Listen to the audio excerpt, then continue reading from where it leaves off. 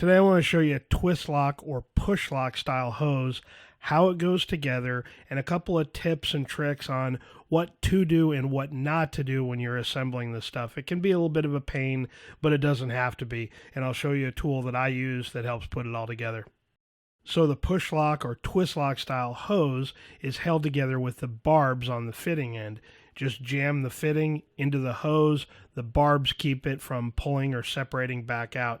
Now it'll work with about 250 pounds of operating pressure without having to use any other little clamp or anything on there, but for an EFI system, no problem.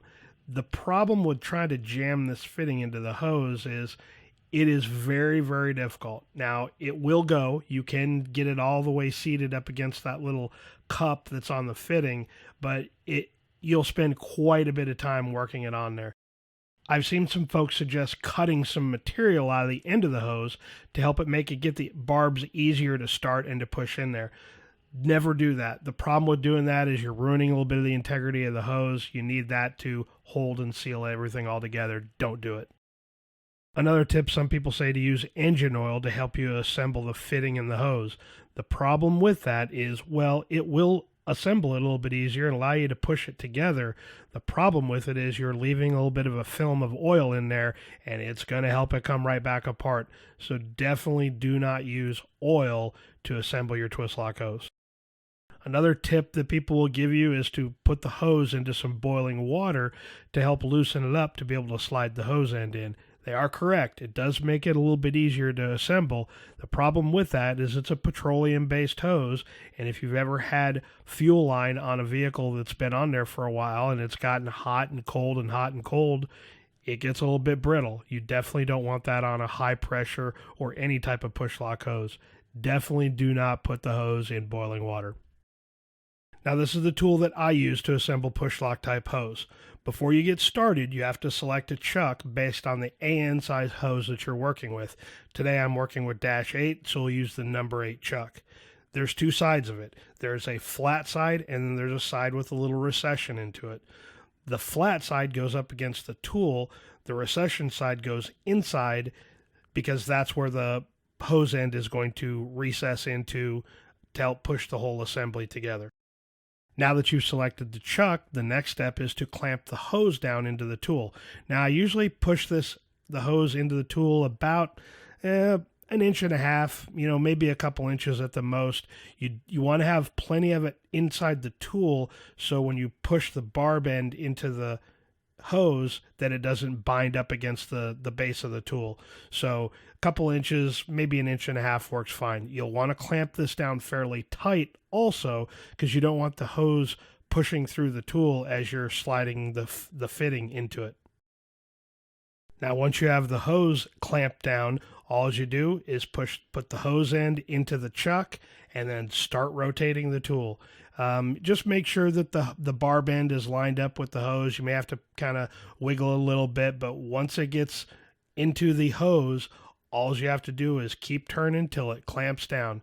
It will go past both barbs and it'll seat up against that little plastic cap end at the end of the hose end. So you'll want to make sure that the hose end or the hose is up against that little cap and you're done. That's all you need to do. Now, some folks say you have to use a hose clamp on this type of push lock hose, and you definitely do not. If you're using this for EFI hose and you're well under 100 pounds of pressure, you don't have to use anything. Now, Fragola offers a little band clamp and a tool to clamp on there if you want that added security. But I will tell you, after almost 15 years of running this type of hose, I have never had one come apart at the fitting on any EFI system that I've ever used. You don't need it, so don't worry about putting hose clamps on there. You won't need them. Now we assembled with a straight hose end. Now I'll show you how to use it with a 90 or if you're working with a 45 or any other degree hose end. On that type of hose end, there is a little ridge that's close to the barbed side. What that does is it fits down into the slot in the chuck and it holds that ridge right there so you can line the barb up with the hose and the bend or the curve on the fitting doesn't make any difference at all. Once it's in there and it's lined up, same deal. Tighten the tool down, slide the two together, unlock it, and you're good to go. The last thing I want to talk about here is how to cut the hose. Now, you can use a regular utility knife and just kind of hack through this and cut it off fairly well, but you get a little bit of frayed edge on it when you do it, and if you're not very careful and you don't make it one smooth pass with it, you'll leave a little bit of a sometimes a little bit of a little tab that you have to kind of pull off there. Not the best way to do it, so this is really not the best tool to use for cutting this type of hose. Now, the tool that I use is this little handheld hose cutter that you can pick up through several websites online, or you can just go down to your local Home Depot or Lowe's or Ace Hardware, and you can pick this up for fairly cheap. I'll leave a link down below on this one as well, so you can find it online. But this makes it very simple, very easy, very quick. Squeeze it, cuts right through it perfectly, and you're done. So for sure, this type of hose cutter is exactly what you want to use on push lock type hose.